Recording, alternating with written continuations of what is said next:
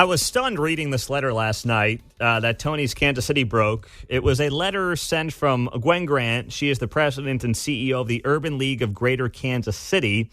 And she was talking in this letter about the Jackson County prosecutor's race, which is coming up this year, of course. Jean Peters Baker is leaving office. There are 3 Democrats running, Stephanie Burton, John Gromowski, and Melissa Johnson. Stephanie Burton and Melissa Johnson are black women.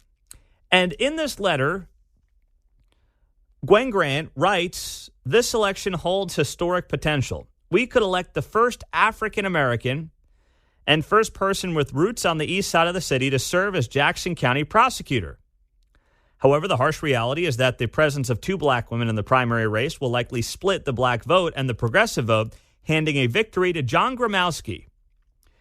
Okay, well, there is a 3rd black woman in this race, but I guess because she has an R next to her name in Tracey Chappel, I don't know if she just doesn't count in the eyes of Gwen Grant. Tracey Chappel is here on KCMO. What do you make of that, Tracey? Pete, when I saw the letter that went out, it was really disappointing that we have relegated the office of the Jackson County prosecutor to that of race. When I saw the letter and I saw that she only acknowledged 2 women of color and not me, I had no other choice but to believe it's because I had an R behind my name.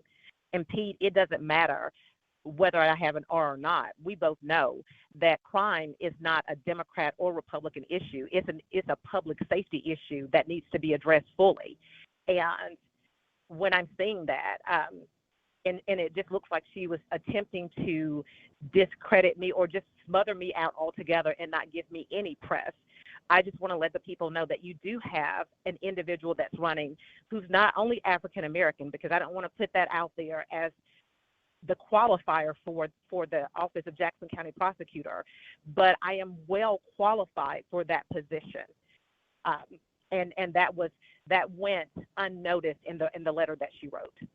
So, what about the importance she also brings up here? She believes the person should have roots on the east side of the city. How important is that when it comes to being a prosecutor in your eyes, Tracey Chappel?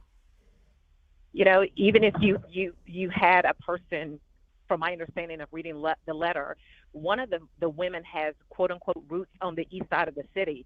Even with the roots on the east side of the city, crime is outrageous. So it doesn't matter where you're from. What you really want to look at is the person who has the qualifications, who can be elected, and who will do the job.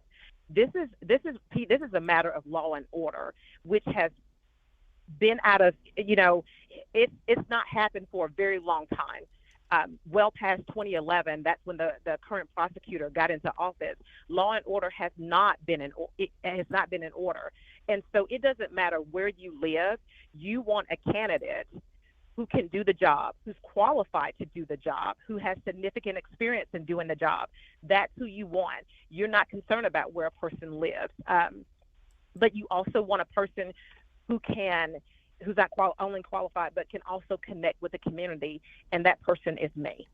So what does that look like? I mean, it's an uphill battle. You were the Republican nominee 4 years ago against Jean Peters Baker. It's always tough knocking off an incumbent. But for you, how does the messaging change 4 years later to reach people that either didn't show up to vote for you or didn't show up to vote at all? How do you get them out? How do you sway some of these votes from 4 years ago that did not break your way, since you are the presumptive Republican nominee?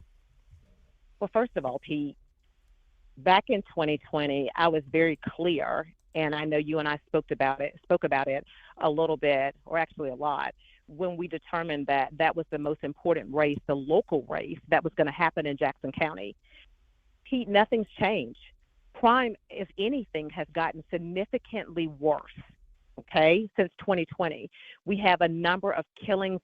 The violent crime is just, it's knocked out of the park, and nothing's being done about it. So what we're experiencing now is we have 3 individuals that are vying for Jean Peters Baker's place, and everybody is saying what they're going to do, but we have to look at the qualifications of those individuals. And you look at the qualifications of me, Pete, I'm the only one who has been the prosecutor of any office in Jackson County. I was the prosecutor for the city of Blue Springs, where I had to set policies and procedures in my office. when I was out there, Pete, I'm getting cases across my desk in municipal court that were tamperings. I had drive-by shootings.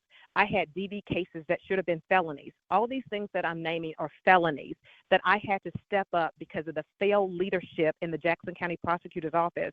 I had to step up and do. And like I told you before, I am well qualified for the job, and I have to reiterate that to the people because I had more than 40% of the votes in 2020. And the people who didn't know about me, now they do. Tracey Chappel's on KCMO Talk Radio. This letter that was put out by Urban League President Gwen Grant talking about how, there are 2 black women in the race when there are really 3. One of them happens to be a Republican, and Tracey Chappel, who is joining us here on KCMO. Why do you think it is? I don't know if you have any relationship, if you've met, if you've talked to Gwen Grant. Why do you think it is there is such oversight of you in this race? And do you think there's anything that can be done about it? Any kind of outreach, or do you think that's impossible because of the R next to your name? Pete, I don't think it's impossible. When I come across people from every zip code in Jackson County, people want the same thing. They want to be safe in the communities that they're in. They want an office that's going to actually prosecute. Now, I've never met Gwen Grant, or if I have, I don't recall meeting Gwen Grant. But I know there's this, you're sitting back and saying, hey, I only vote Democrat. I vote Democrat down the line. And for a person who has that mentality, you are missing out on voting for a person who's actually going to prosecute even-handedly across the board, a person who's going to exhibit justice, no matter what your skin color looks like, no matter what your age is, your creed is, your national origin. When crime is committed, it must and absolutely must be prosecuted.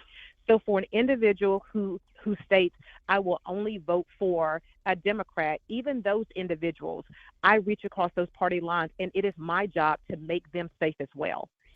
Tracey Chappel, we appreciate you being here on KCMO Talk Radio, and thank you so much for the time. We'll do it again soon. Thank you so much, Pete. Have a great day.